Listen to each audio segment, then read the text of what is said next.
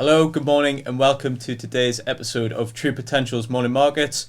You're joined by myself, Matt Henderson, and I'm one of the portfolio managers here at True Potential. Equity markets in Europe and also emerging markets continued the strong momentum that we've seen so far this year, with both bourses returning positive returns of higher than 1%.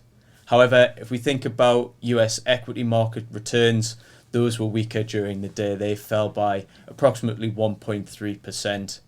The reason for that is we've had two of the federal chair heads from Atlanta and San Francisco in Daly and Bostich talk about the future path of monetary policy.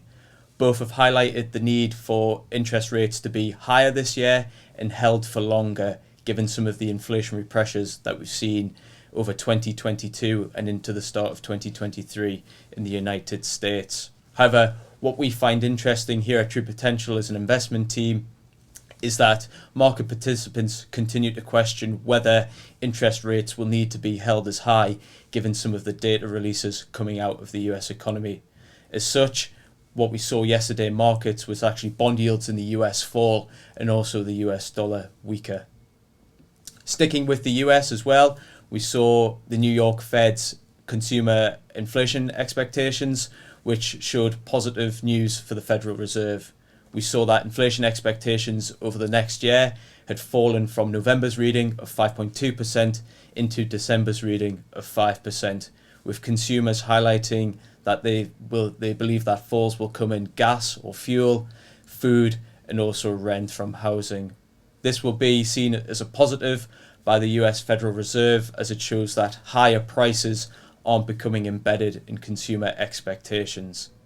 Moving on into UK data releases that we've seen over the previous day and this morning, we'll start with BOE Chief Economist Hugh Pill and his speech. Hugh Pill highlighted that we're starting to see a turn in labour market data and that his expectation would be that that feeds into lower inflation too.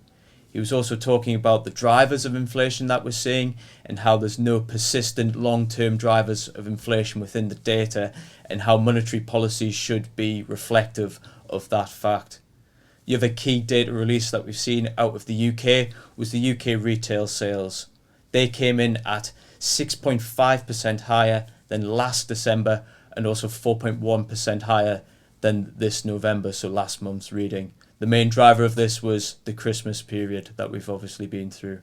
Thank you very much for joining us this morning, and we'll catch you on tomorrow's episode.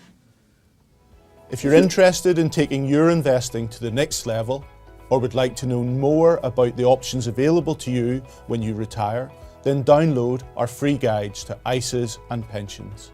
These are available in the video description below.